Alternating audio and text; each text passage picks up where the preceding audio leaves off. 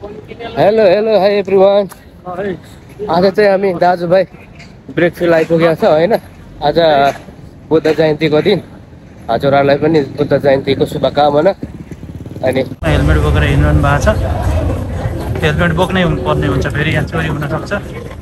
यहाँ त दुईजना चढ्दाखेरि हेलमेट दुईजनाले लाउनै पर्यो। पहिलाको ड्राइभरले त लाउनै पर्छ, पछाडिको बस्ने पनि लाएन भने फेरि यहाँ त बिजोग हुन्छ। विदेशमा एकदम टाइट हुन्छ। अहिले अब घुम्दैछौँ ब्रेकफिल्डमा।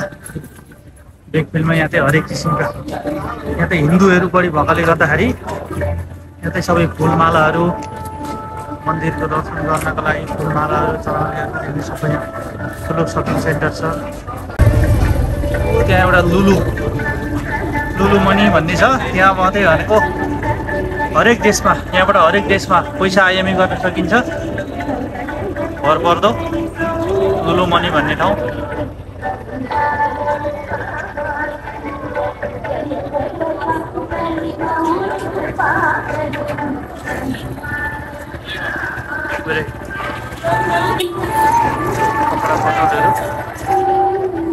यस्तो व्यवस्थित ढङ्गले बनाएको हुन्छ कि पुरै।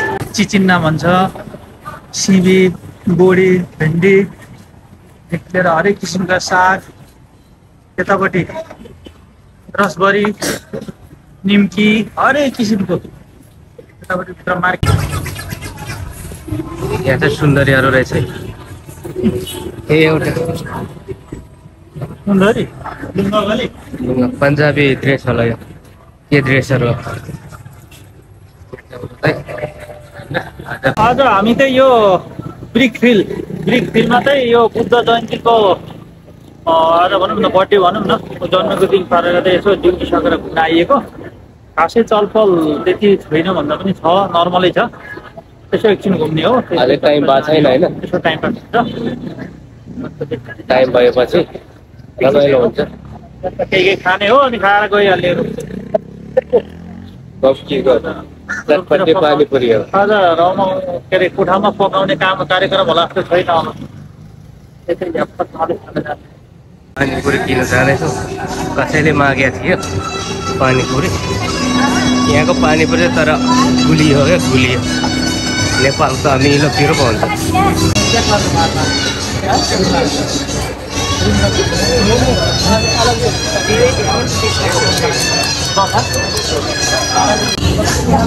पानीपुरी किन्दैछ है। पानीपुरी 10 पिस लिएर जाने अरे, कसैलाई दिनु छ अरे।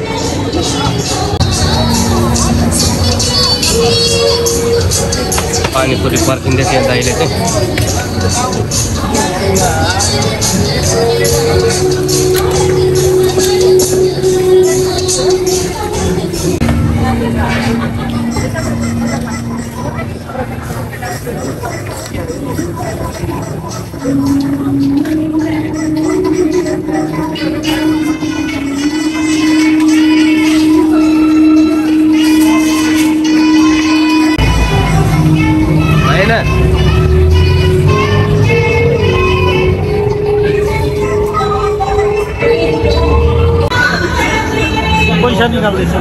पैसा 10 रिङ्गेटको 12 पिस। नयाँ कस्टमरलाई दुईटा।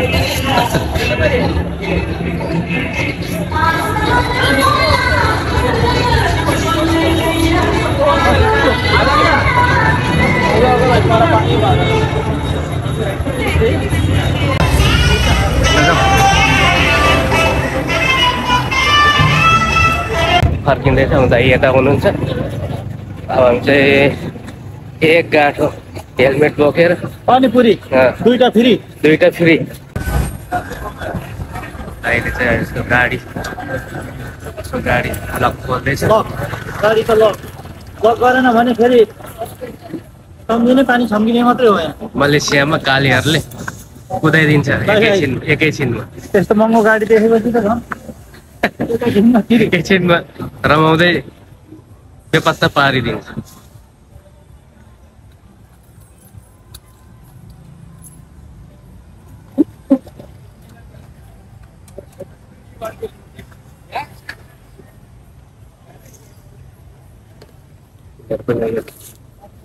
टाउको लगाउनु पर्यो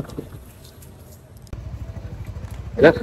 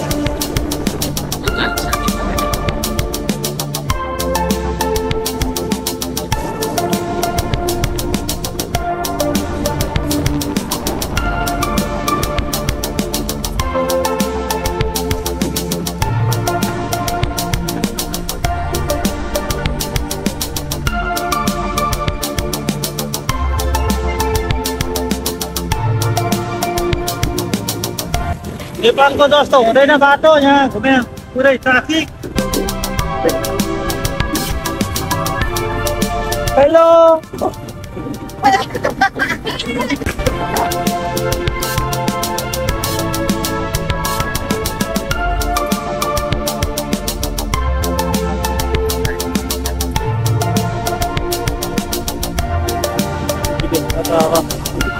बाटोहरू भन्दा पछिबाट हानिदिइहाल्छ।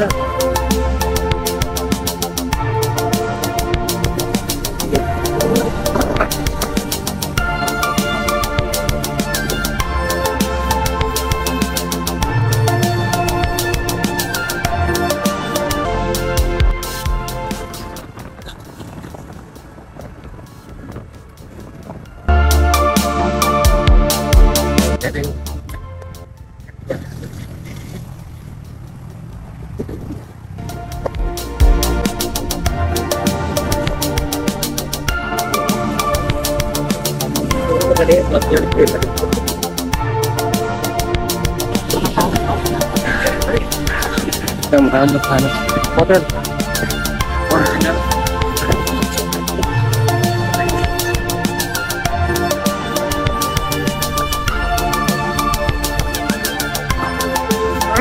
हेलमेटै राख्नु हुन्छ अब त गर्दै त गर्दैन ल। ल अब यहाँ चाहिँ खान्थ्यो बाइक साइडमा ल गर्दा पनि हुन्छ। ल कहाँ राख्ने अब हामी अब यहाँ खाना खाने हो। ल नेपालको 335 खाना खानु नभए हुँदैन।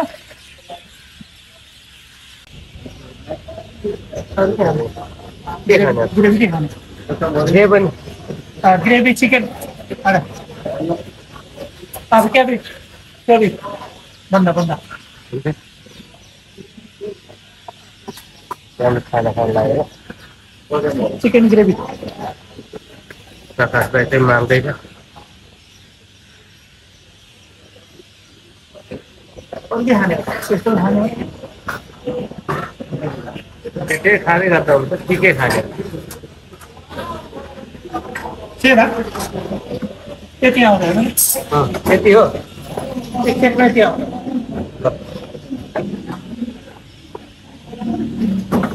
पछि खाने हो पछि नै थप्नुलाई नि एकैचोटि मागिहाल्नु नि।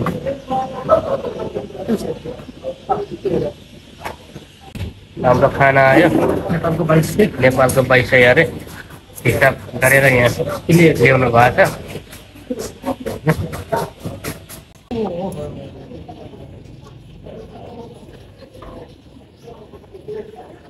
उनीहरूको बिरयानी भन्छ भुटेको भात मिठो हुन्छ।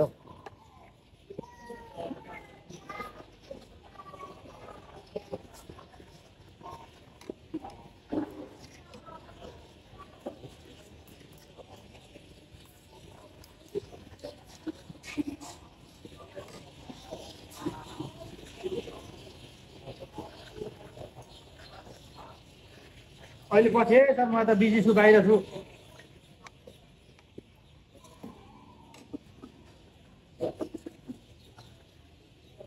मलाई कसले बोलाउँदैछ होइन कसरी चल्दै ल्याएको थियो मलाई यहाँ त्यो बोसले पहिल्यै नै ल्याउँछ अरे क्या खाना खाना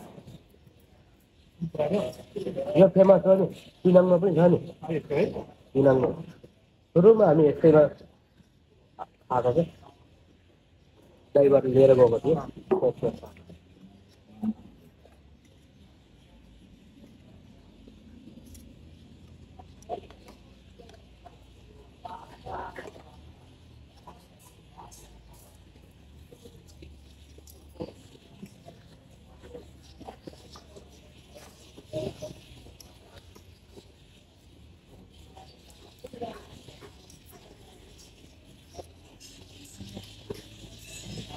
मिठो छ दाजु जान्छ 2022 तिरेर पनि मिठो भएन भने त फेरि कलकत्तादेखि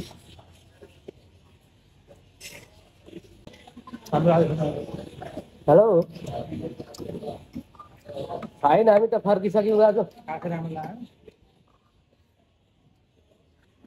चौबिसै घन्टा हुँदैन होइन रोक्लो पच्चम 24 घन्टा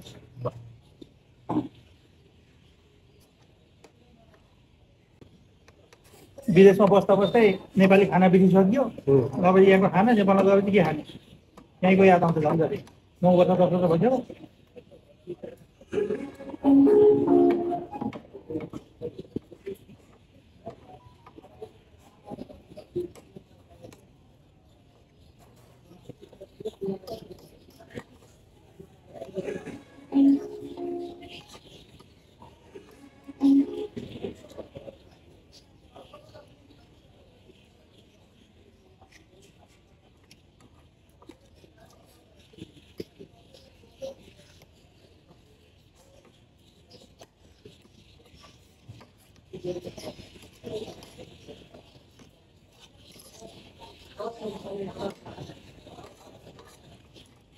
केराको पातमा होइन केराको पात जस्तै प्लेटै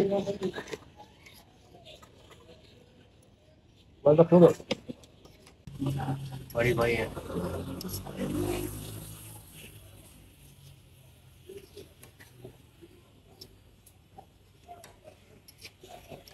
ओरिजिनल पिनाङ